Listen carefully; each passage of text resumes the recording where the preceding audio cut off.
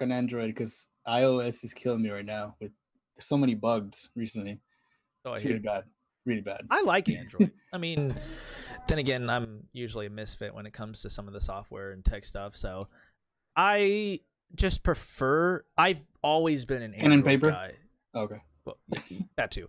I've always been an Android guy. Like I have never once had an iPhone. I've had an iPad, but it just didn't feel good to me. Like it just for me, like it's just having two relationships.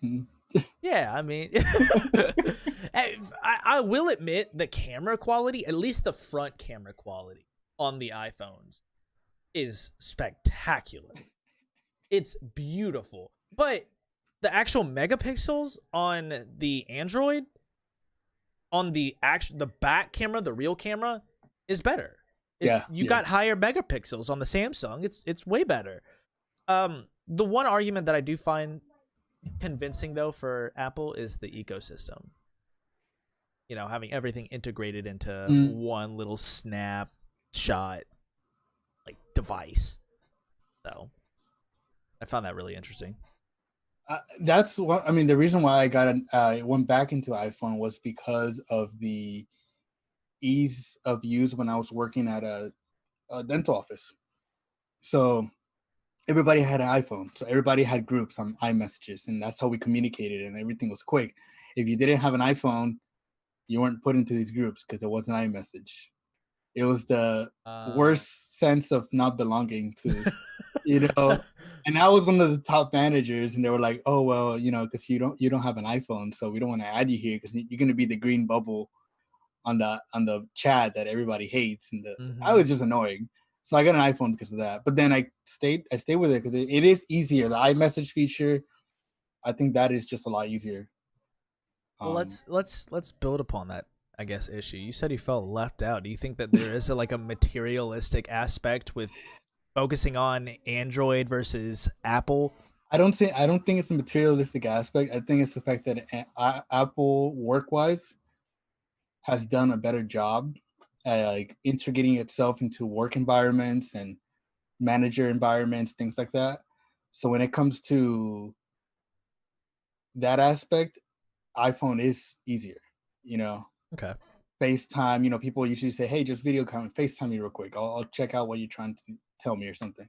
That's on true. Android, that's not really a big option, or at least a very common one, you know. Yeah, you can do it, but there's more steps. I get what you're saying. So I think work-wise, it's not even like maybe 5 years ago I would have told you, yeah, the materialistic aspect plays a big part. I think now it's more about the ease of use. People don't really walk around with expensive iPhones because it's an iPhone. They usually walk around with it because they're used to the environment. It's better for their job, etc. Right. I was actually looking up, you know, what the best laptops are in 2020, and to see the laptops that you can get from Apple, like I actually watching review videos and seeing like how they integrate and how they work. You know, it actually seems convincing to get an Apple laptop if you're not, you know, using it for work or anything like that, because the design, the sleekness of it, it looks smooth, it feels smooth. Just it's a great system. I got to give it to Apple. I mean, they know what the users want. Design wise, yeah, I feel like depending on what work you do, I've heard more people say that they prefer Windows over Apple. Right. Just the environment, you know, which is the only place I think where Apple has lacked a little bit is where PC excels, is the fact that you can modify a PC, you can make it better, you know, it runs more software, you know, you don't need to go through all these hoops just to get to one. So I think that's the only thing that I think PC has over. Yeah, if you know what you want and you know what you're looking for and you know what you're doing with it, PC all the way. Hands down. It like literally is the better model. I mean, in terms of knowledge, like it has more room for exploring and doing a lot more with the features. Feel smooth, get a room. No Apple laptop. My boss is adamant about no apples, man. Honestly, Mr. Know-It-All, yeah, he was asking if I'm sorry. Yeah, to Yeah, help you're it good, man. Yeah, you're good. with websites. Yeah, I do, Mr. Know What. I do help visit websites and logos and stuff. So We might yeah, have we to can. get some inquiries after this podcast. Yeah. uh, yeah, Hit you Apple up. laptop. I mean, I don't know. I was gonna go with an Apple, but after seeing the reviews on graphics is good on Apple. Video, it's a little hit or miss depending on what you want, like you said. So I just have to go with the PC setup. From what I know, it actually video software wise, like if you're into the creation aspect of being a content creator, I actually hear that Apple is better for content creating. I've heard the opposite from Really? people that have got an Apple and they get an Apple laptop and then they end up later on getting a PC because it runs faster. They're able to kind of keep up over the years Mm-hmm. better than an Apple computer. Right. And maybe that's when I'm talking about a computer, I'm not talking about a laptop, because the laptops are way different, Right. but computer, like I've heard people have a computer or a Apple desktop and then they switch to PC over the years because of lack of support, or it doesn't Yeah, it's support because the latest Apple graphics. throttles their product, man. They slow that shit down just to make you buy a new one. I mean, every So couple of years they don't refresh it every couple of years versus PC is always coming out with a new, you know, and it's easy plug and play. If you know what you're doing, you can just take it out, put it back in, and take out add more RAM, etc. So exactly. That's why I'm a huge fan of PC building. Just because of the fact that it's so much more customizable. Like now, Apple they've limited your ability to customize it. Now you're given the factory settings, the factory software and hardware, and that's it. Like you can't change that. You can't open it up to add more RAM. From what I understand, I mean, someone correct me if I'm wrong, but there's no customability in the hardware aspect anymore. Not unless you want to pay a couple extra $100 right off the rep, but then that's it. Like once you have the actual PC, you can't upgrade it anymore. yeah, I have noticed like I Dank Thank Oregano oregano. TV. Yeah, he said he's That's part my of the bud. iPhone. Okay, he said part of the iPhone is better than Android world, and I think that. Hmm, I know what he's trying to say, but I feel like also Android excels in other stuff too. Like I've noticed recently on my iPhone, I have 4 apps open, and I go back. Well, let's say I have YouTube open, Right. and I pause it real quick to go somewhere else. If I go back to YouTube, it's closed. What I was watching. Well, what generation of iPhone do you have? I have the latest one, Really? Oh, okay. XS Pro Max, the 256 gigabyte XS Pro Max, and I've started seeing that issue recently.